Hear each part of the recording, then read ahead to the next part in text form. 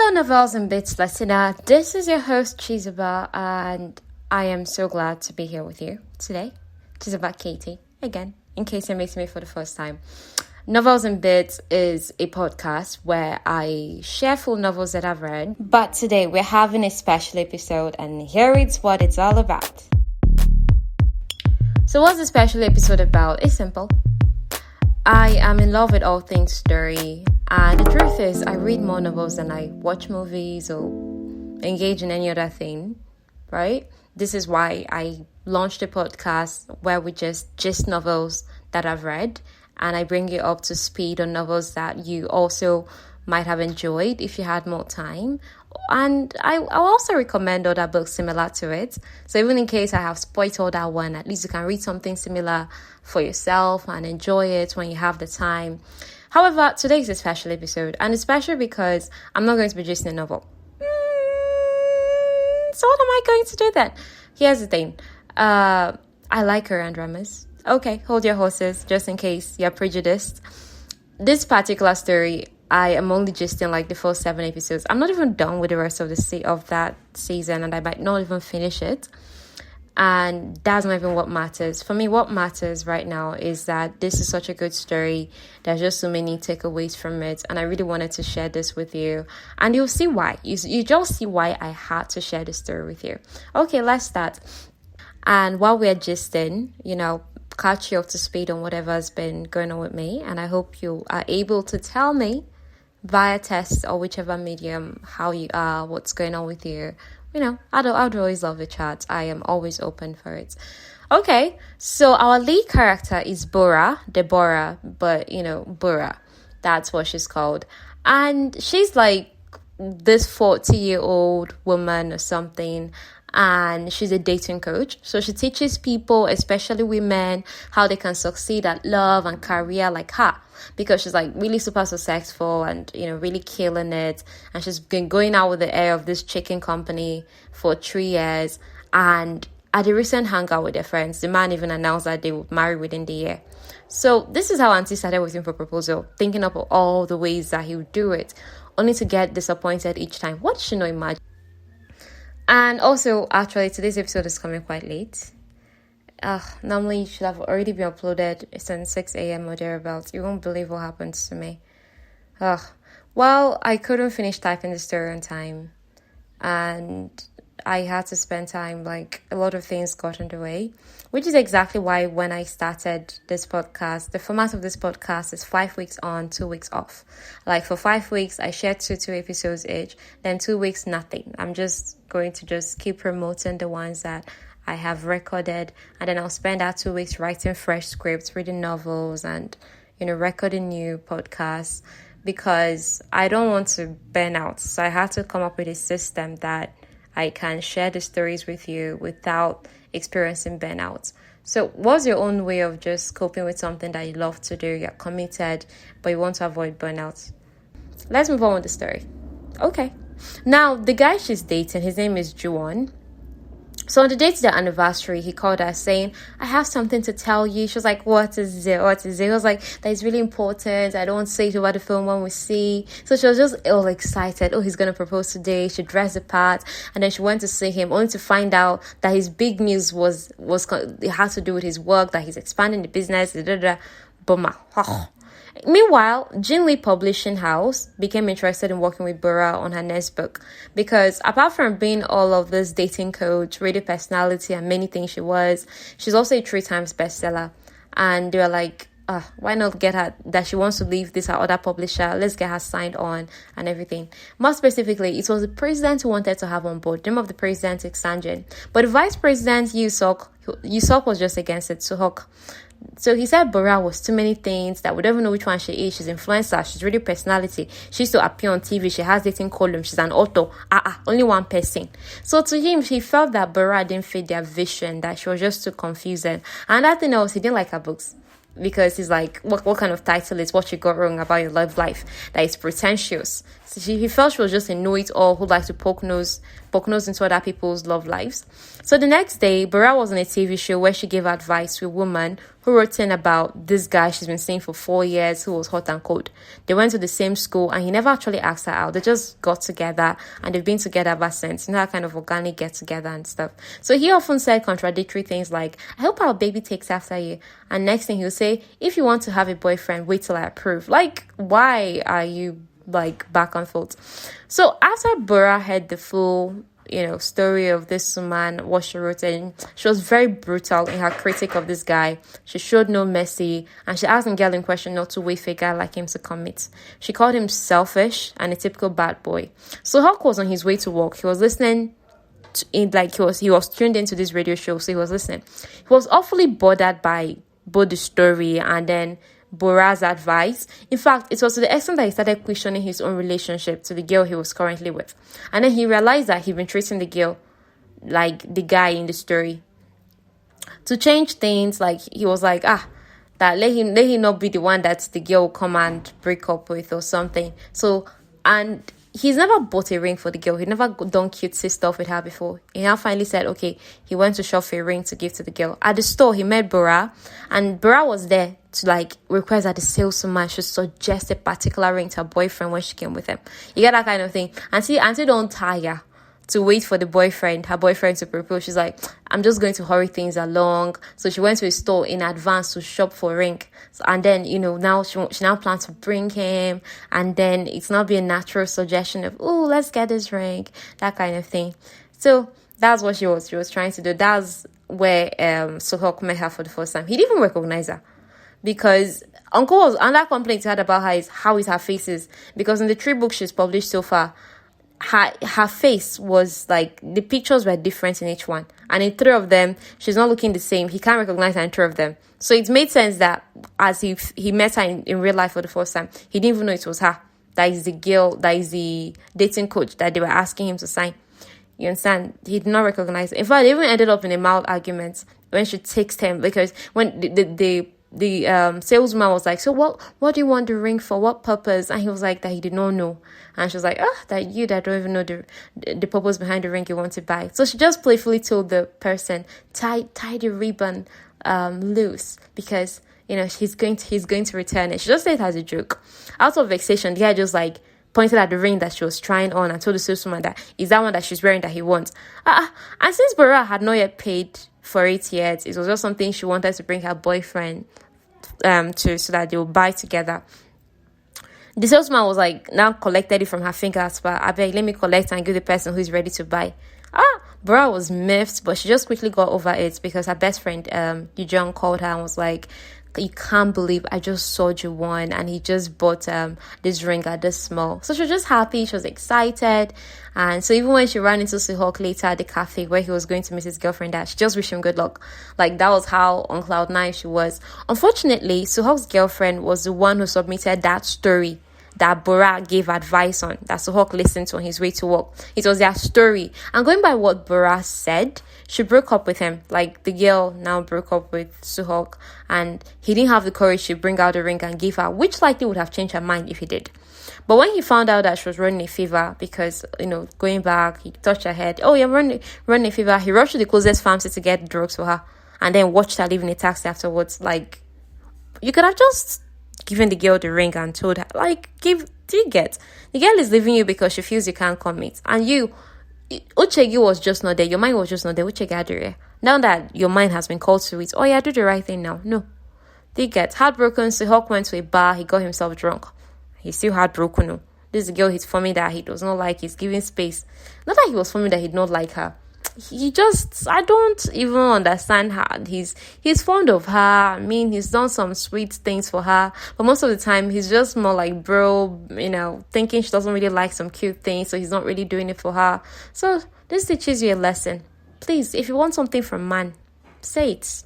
I like cute things. Be very clear, so that they'll not go and assume you don't like something or you're trying to play it cool. It does not end well. It really doesn't. At least from the stories I've read, from the movies I've seen, maybe by experience too. if you tell someone what you want and they don't give it to you, then they don't like you enough. You're better off just leaving. This is not me giving dating advice, so I beg. I'm just saying. Bara's boyfriend called, Juwon called her and asked her to see the next day. And she already knew that he bought ring now because her friend called her and told her. So she was just ecstatic. The following morning, she tried to find the dress that she would wear to the event, but discovered that her younger sister, whom she lived with, borrowed the dress without her permission. So she now went to the girl's room and was like, and it was still early in the morning, so the girl was sleeping, but she just woke her up like, where's my dress? My purple lavender dress, da, da, da. It turned out that the sister borrowed the dress and she stained it. Like, it was something that it was stained, and when she washed it, she was now shouting, didn't you see that I can only be dry clean? Her son started shouting back like, oh, you have plenty clothes, why are you shouting back about just this one? As I was saying, I started that, and I was like, if it's me, I'll slap you, but the dynamics easily changed, because I was like, in fact, that dress color itself does not even fit you like that. Why not wear this other one that you have, that teal colored suit, that one you bought, that one? But I was like, which one? So it's even her sister that I went to now bring out the dress that Bara now wore that day. Her sister's name is Bomi. And the dress was actually fine really fine on Bomi, on Bara. So Bara was like, now carried the dress and went out. So, and the thing is, I really like Bomi, because at first she came out like this disobedient, stubborn younger sister, but then she's just a typical young person who likes to enjoy life, but really, under all that thing, she's someone who genuinely cares and loves her sister.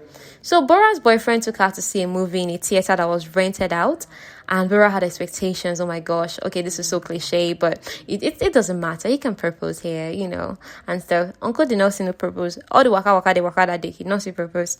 So when she got home after the movie, she left her heels outside. The heels even ended up pinning her. It was a brand new heels. So her sister was on her way out to the club, Bumi. So Bumi just saw that, oh, my sister left these heels here. She just borrowed the heels. That's why it's fine. Let me live big girl life. And unfortunately, the club didn't go well for her. One, there was this stupid guy that wanted to sleep with her. She got so angry when the guy was like, that he even wasted money. He bought her drinks, he rented motel, thinking that she wanted this thing. Bumi just threw the cash. Like, through the cash that her sister gave her, the guy. And funny enough, wretched guy, he picked up that money. So cheap. So, either way, the guy was even still going to harass her further. But then there was a young man she met in the club, and that young man that Bumi met in the club, the guy just recently got out of military. This fine guy. Oh my gosh, he's so fine. And the thing is that he's so naive. Like, oh my gosh, it's hard to see such a cute guy that is like that extent of naive. And the way he pursued her was just too cute. He used corny pickup lines like, do you believe in destiny?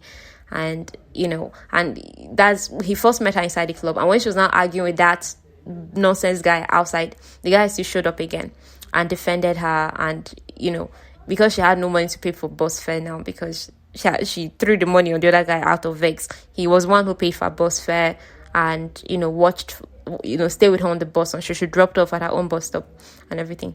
Although she was mean to the guy, like, she's just the guy, like, don't follow me and everything. But she actually gave him her number, even though auntie, after the guy was testing her plenty times after that, she was not still answering. Girl safe. Then this young man did something crazy after that meeting, because he didn't have a job yet now. He just got out of military. So what he did was he started looking for a part-time job around that bus stop location she dropped off at, because he assumed, oh, since she lives around here, let me get a job around here so that it will be easier for me to run into her. My goodness, like, such pure love. Meanwhile, Suhok blamed Bora for the end of his relationship with his girlfriend. Suhok is that guy now that bought ring, but it didn't go well. The girlfriend still left him. I know that. And then he all the more refused that he was like, all the more like, I'm not going to work with Bora. After this thing that happened, after this thing that happened, like, she's the reason why I and my girlfriend broke up, because of her nonsense advice. It's like, he was already seeing her as somebody that is a poknosa, and now he blames her all the more. Now, as the case was, the president of Jin Lee Publishing, Sangjin, he already scheduled a meeting with Bora that day, and Bora came with her best friend, Yu Jung. Arriving there, the duo, like the friends now, Yu Jung and Bora, they were just outside the door, right outside the door of the president's office when they overheard Suhok mouthing Bora. He said all she had was social media followers, and why would she call her book Love Is Not a Game, and yet she defines the winner and the loser. Like, he just got her contradictory. He just said many things about her. And then while he was still talking, Dora just burst in. She confronted Suhok. And the thing is, he wasn't apologetic. Like, oh, you confronted me. I'm sorry. You shouldn't have heard that. He was not like that. He wasn't willing to back down from the things he said about her, including calling her a cult leader and a fraud. Regardless, she tried to be civil and shake hands, and that's when she recognized him from 2 days ago as the guy who bought her ring. He recognized her too. So the four of them started a meeting, and it was awkward as hell, especially since Suhok was determined to be as rude as possible.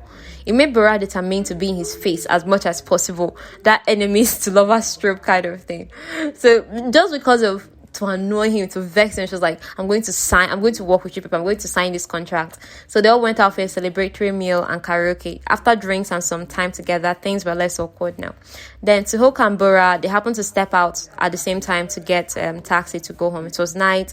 Bora was like, so about that ring, have you given it to your girlfriend yet? He said he hadn't. She was like, why not? As someone who was waiting to receive a ring, it was personal, like, why holding the ring now? Why have I not given it to her? I was like, is it your ring? And then Shahi now replied that it's not easy for a man to pull a ring out of his pocket. And then, speaking from his own experience now, as far if the girlfriend wanted ring, why didn't she just ask him? She was like, please, if you want ring as a woman, just ask your guy for it, full stop. So his words gave Bora an idea, and she already got a taxi to her boyfriend's house. She was not excited. Oh, I'm going to ask him for the ring. Let me not wait too much. I'm just going to ask him. Maybe he's been trying to find the perfect scenario, but it's not easy to try to impress a dating coach. So I'm just going to ask him, only for her to get there. But on her way there, Suhok noticed that their phones were swapped. And then he entered another taxi to run after her to get back his phone. That was how he ended up witnessing Bora witness her boyfriend kissing a younger girl in his car. Like, do you get? The Suhok guy now saw Bora being a witness to her boyfriend cheating. And the thing is that the Juwon guy was not even sorry enough to beg Bora. He told her, that why did you come to my house without calling me? It's because he did not trust me. Like, we'll just say rubbish. And then he told her that they would talk after he took the girl home. Like, excuse you, I caught you cheating with this girl, but you want to take her home because she's a young girl and she shouldn't be by herself at that time. Like, how sad. You understand? Bora soon found out that Suhok followed her and saw everything. He was trying to hide, but she saw him. And then Suhok's mood was light after that night. This was someone who had been down since his breakup. But after witnessing Bora get cheated on so callously, and in his mind she is Mrs. Know-it-all, and she still got heartbroken like that, he was just smiling all day. That even Sanjin, the president, noticed. So when Sanjin complained to Suhok but why has Bora not read this email? She was so eager to sign this thing yesterday, but her number is not even going through, and she has not read the email I sent her. Suhok was like, don't worry. He could say this because he could guess Bora's state after the previous night. Obviously now she switched off her phone. She had not gone on her emails. Even her best friend Yujong couldn't reach her. Now, meanwhile, Yujong had gone home to her husband the previous night. Yujong is married. She had gone home drunk, and she was in the mood to make love with her husband, but he was tired and sleeping, and she was pissed. Honestly, I think one of my best parts about this drama is Yujong and her husband. Like, they give vibes. They always give vibes. Like, they're petty fights and everything. It's just so adorable.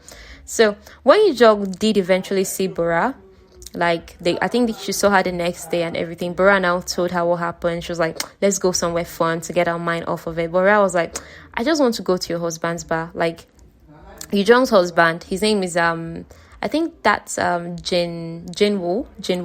He had a bar. So she was like, let's go to the bar. That is, if I go anywhere else, I can't cry and vent. But if I go to the bar, I can do that.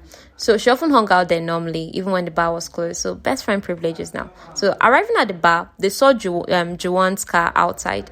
Like, Bora's boyfriend, his car was parked outside there. So he actually came to see Yujong's husband to ask his advice, like, see you, Bora caught me cheating, what am I supposed to do?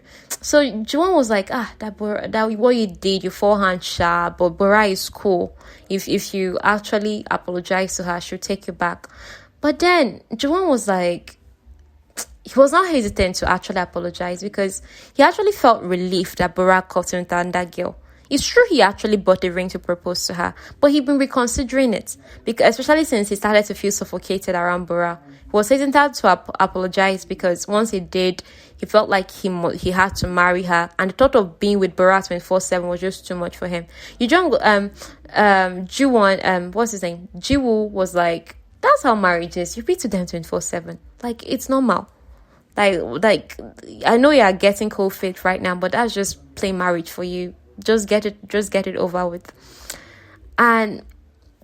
But another thing another angle Juwon was coming from is that you don't know Bora like I know her. She would consider me a prisoner of war, and I'd have to walk on eggshells around her, because anything I do, she'll now be like looking at me like, oh, you've done this thing before, you're going to do it again. And he also said that Bora was clingy sometimes. And then these are all the things that Bora had, because in Bora's head, she's cool, she doesn't really pressure her man, and she's hearing the man say all these things about her. So it was just so painful. So she turned and left, and in shock. She was just so in shock that she just turned around and left. And her friend Yu Jung now confronted the men. She called them disgusting. So Bora just couldn't even remember much of what happened. Tears were just running down her cheeks, and she just started wishing it was a simple he cheated case. But it wasn't, because there was something else going on with the guy before he cheated on her. He just felt, I don't think I want to be with this girl anymore. It's not a matter of, oh, I love my babe and I cheated once. It's a matter of, I don't want to be with this babe anymore and I cheated. It's even better, she found me out, let me leave her. It's really painful. So the days that followed, Bora was just like a zombie, and her younger sister Bomi was so worried. She wasn't sleeping, she wasn't eating, she would cry randomly, she was gloomy. I could so relate to these emotions, because my God, heartbreak is a bitch. My God, like as I was watching all these parts, I was just remembering all of my heartbreaks. And it gets worse. A few nights later, Jiwon texted Bora that he was outside her house, that he would not go until he saw her. So she was thinking, he finally came to apologize, that kind of thing. She made herself presentable. But once they met, they got into a big argument, and Jiwon accused Bora of being a drama queen. Why couldn't she just let things go? Didn't she use him for her own vanity as well? They could have parted ways amicably, but she was making such a fuss. In fact, it was not even the guy that wanted to come to see her because he wanted to come to see her. It was because Bomi texted him that Bora is not sleeping, come and see her. Can you imagine? So they made such a big scene in front of, all these guys who used to come to take away garbage. They were like, you're garbage too. Yes, take me away, I'm garbage. She was just crying. Oh my God, it was so sad and so pitiful. And it's this kind of thing that both of them know each other well. Come on, they've been together 3 years. So they were kind of poking at each other at places they hurt the most. After that day, their breakup was completely solidified. Fortunately, Bora didn't put the man she was dating in the spotlight, but the public sure knew she had man. But she just posted maybe their hands held together, maybe places they went together, her, maybe when he took a picture of her, but she never actually posted the guy, which is fortunate. Do you see it? Really, if you get a boyfriend, I don't recommend for any reason you should post him on social media. Unless that's like people are married. You now post, we got married though. Because, if you break up, what will you do? So on that same day, Bora had a prior speaking engagement at an event that Ujog's company was holding. Because they said this thing happened like around 12 midnight to 6 a.m. And that same evening, after sleeping and waking up, she had to go to this event and speak about love and dating and proposal. When your own just fell apart. But she gathered herself together that she would go and do it. As always, I intended that this gist would last like 20 minutes, but it's not easy to cram 7 hours of a show. Like, this is literally 7 hours of a show that I'm trying to cram into one episode of 20 minutes. It's not possible. There are about 15 minutes or so left on this gist, so I'm just going to share it in another part that would come out on Thursday. And please let me know this. From this show so far, would you like to see the end? I wish I'd release all 7 episodes before asking this question, but as it is, I think it's enough for you to know this is the kind of story you actually relate to, because I really related to it a lot. Okay, until next time, see you Thursday.